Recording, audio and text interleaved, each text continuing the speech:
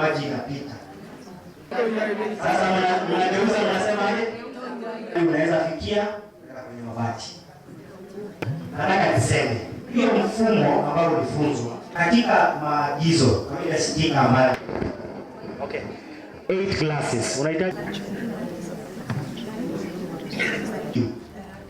chukua kifaa yako. Mimi ningeomba twende. I know the temperatures are high. This vote will be in 2027. Tutafute kura, lakini let's not behave as if we are voting next month.